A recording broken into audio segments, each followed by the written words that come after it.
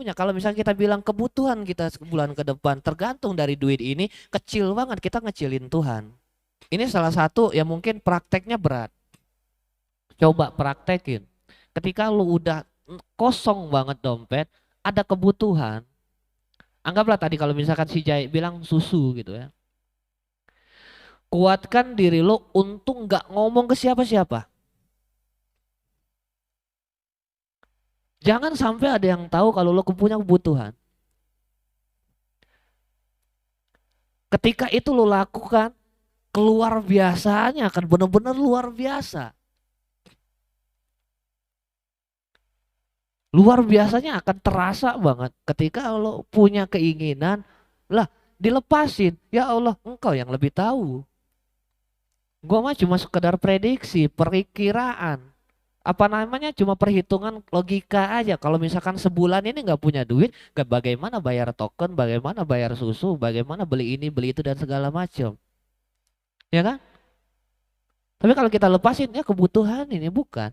Kalau ada yang namanya butuh, udah pasti ada isinya. Kita semua ngalamin akan hal itu. Cuma coba ketika menghadapi keadaan seperti itu kasusnya duit aja. Ketika kita butuh, coba diam, diam, lihat nanti yang datangnya seperti apa. Tapi belajar peka bahwa siapapun yang nanti didatangkan kita harus sambut. Bahkan orang yang ngeselin sekalipun sambut terima. Kalaupun rasanya dia ngabisin waktu kita cuma sekedar ngajak ngobrol, ajak aja ngobrol, jangan sampai ada protes di hati kita. Jangan sampai ada penolakan-penolakan tetap tentang keadaan yang sedang dihadirkan itu. Karena gue sering banget merasakannya.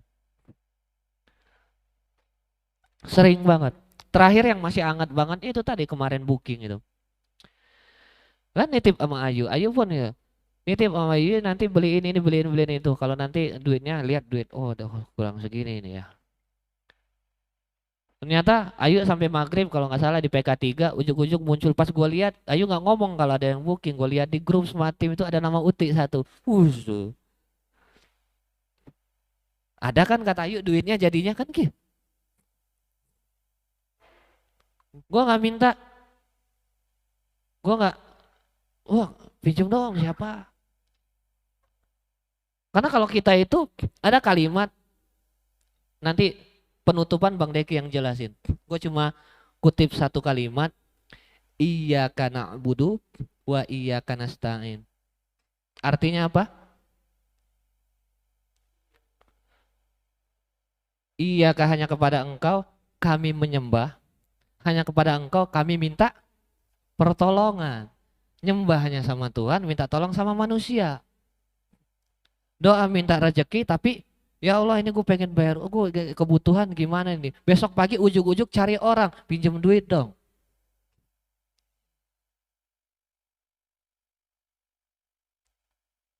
Dua kalimat itu aja. Terus kita bilang kita yakin sama Tuhan, kenapa kita masih cari orang? Artinya kita tidak menganggap Tuhan mampu menyelesaikan masalah kita. Apapun bentuknya, ini mah kalau misalnya kita berbicara tentang duit tadi. Bahkan kejadian pengalaman kayak yang tadi si Anggara bilang, wah sering banget kita semua pernah ngerasain. Timbang ngerokok, oh ya, sering banget ngerasain. Cuma ya itu pengalaman pertama, mungkin pengalaman yang baru mulai dirasakan. Dan inilah kita dulu seperti itu, artinya si Anggara mulai masuk, mulai mendapatkan feel-nya dari pelajaran revolusi mental ini. Kita dulu mah udah ngelewatin yang begituan. Masalah rokok mah ya kan, kaas aja tuh. Dari pokoknya mah ayak ya lo sebungkus ya. Ayak duit, duit, pokoknya ada sebungkus aja pokoknya. Ada rokok, nggak ada rokok, pokoknya ngisep aja, ngebul pokoknya. Nggak ngerti rokok siapa. Ya bahkan sama Jainuddin aja gue, rokok gue yang kemarin lu kantongin mana? Sini, minjem. Balikin rokok. Itu mah hal-hal yang sederhana, cuma emang terasa luar biasa ketika kita emang belajar. Belum tentu di luaran sana orang ngeh kalau itu sebuah hal yang luar biasa. Tadi yang kata si Angga Bara bilang bahwa ya pasti kalau di luar cuma kebetulan, keberuntungan biasa. Apa bedanya yang sekarang sama yang dulu? Ya karena kita sedang belajar ke arah sana. Artinya ada pelajaran yang masuk ke dalam diri kita, ke dalam hati kita bahwa oh iya, begitu jadiannya. Tinggal ditambahkan lagi levelnya tadi. Level yang tadi gue bilang, kita mengaku ya menyembah sama Tuhan, tapi kita minta pertolongannya sama manusia. Biarkan pertolongannya datang. Kayak gue pernah cerita kan, ujuk-ujuk ke Hanan nawarin, udah bayar belum bulan ini? Damai. Kalau ada mah ini mumpung lagi ada duitnya.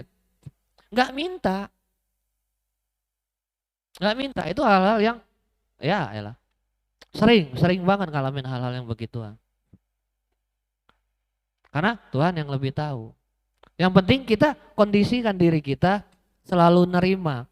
Ketika kita pekah dalam setiap saat yang kita lalui dalam sehari ini, sehari-hari, kita akan terus bertanya, maksudnya Tuhan apa sih? Ketika kita ngomong kayak gitu aja, artinya setiap saat kita ngelibatin Tuhan di dalamnya.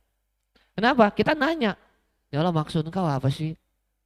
Kok gue dikasih begini, kok gue dipertemukan seperti ini, kok kerjaan ini sulit ya, kok hari ini nggak ada konsumen ya, kok gue chat segala macam nggak ada ya, nanya ke atas. Maksudnya apa sih? Bukan mau protes, bukan. Maksudnya apa ya? Ketika itu kita bawa dalam setiap hari dalam pekerjaan kita, itu yang buat kita akan lebih peka nanti. Bahkan kita akan lebih peka bahwa ketika kita berdoa, ujuk-ujuk langsung dikabulkan. Walaupun pengabulannya masih dalam tahap proses. Masih dalam tahap proses. Ibarat kata itu kita pengen dapat konsumen, konsumen baru dalam tahap chatting sama kita. Ya Allah baru tadi pasaan doa pengen dapat konsumen, ujuk-ujuk ada yang WA. Rasa yang kita tanggapi itu berbeda. Bahwa yang kita tanggapi, Allah sedang ngabulin. Padahal mah belum booking. Ya mungkin tadi ketika kita doanya kurang lengkap. Ya Allah pengen dapat konsumen, konsumen tuh apa ujungnya? Konsumennya survei doang, konsumennya datang doang, apa konsumennya datang survei terus booking. Nah, lengkap-lengkap. Atau seperti apa? Seperti itulah. Setiap saat tanya maksud, ya itu akan membuat kita lebih peka dalam keadaan tadi. Bahkan kita udah ya elah ini masalah nih, ya elah gampang, bukan masalah ini mah. Sampai pada titik ya kita nggak akan anggap itu masalah. Bukan cuma manipulasi doang, bukan. Kalau selama ini yang kita pelajari itu ya kita jangan anggap dia masalah, tetap itu masalah. Siapa yang bilang kalau misalkan ini tisu kenyataannya. Menurut kita secara umum pelajaran yang kita tahu dan informasi yang kita dapat dari kecil bahwa ini emang tisu gitu kan. Terus kita mencoba menganggapnya bukan tisu. Cuma mencoba belajar memanipulasi pura-pura menganggap dia bukan tisu. Tetap aja sama dengan masalah itu. Ketika kita jangan anggap itu masalah, anggaplah itu pelajaran, tetap akan terasanya itu masalah, akan terasanya itu kendala. Kenapa? Karena yang di sininya yang belum. Di hati kita yang belum bisa merespon keadaan itu bahwa ini keadaan bukan masalah. Bukan masalahnya yang diganti, tetapi respon kita terhadap keadaannya yang kita tingkatkan lagi levelnya. Dengan begitu nggak ada yang namanya masalah. Bahkan apa namanya? Yang tadi dibilang cuma gara-gara ini, cuma gara-gara itu. Ya. Nggak jadi problem. Dan pun di rumah ya nggak ada problem. Gue ngajamnya nggak ada problem. Bahkan dari awal banget sampai dengan detik ini, gue termasuk sama si Uti itu nggak pernah ngomong. Nggak pernah ngomong. Mentok nih, nggak ada duit nih. Sama sekali. Kalau zaman dulu mah masih enak. Zaman dulu. Enaknya gimana? Ketika emang nggak ada isi itu di rumah tuh, kita cari ke rumah ibu di Blok B. Kalau bahasa kita mah belanja yuk. Kemana? Ke Blok B. Ngapain? Kita gerasak, gerusuk di kulkasnya. Tapi kok enjoy aja gitu kan. Gak ada yang jadi problem. waduh gimana besok ya kita duit sekian segala macam. Dan bahkan kalau berbicara tentang ya secara realistis kurang, ya gue ngerasa kurang. Gue pernah cerita, gue awalnya 2 orang gajian, jadi yang anggaplah sekian juta, terus berkurang penghasilannya setengahnya, sementara kebutuhannya masih sama. Bagaimana cara melewati setiap bulannya? Ya kalau kita pikirin pusing mah pusing. Cuma gue percaya, gue yakin bahwa setiap kebutuhan itu ada. Allah lebih tahu daripada kita. Jangankan rokok, gue bilang. Kan 2 bulan sebelumnya gue juga cerita di bulan-bulan berapa di hari terakhir. Bulan-bulan berapa 2 hari terakhir. Ya bulan-bulan berapa nggak sampai akhir bulan tanggal 10 udah habis. Artinya itu. Bagaimana kita membentuk keyakinan kita lebih dalam lagi dengan peka.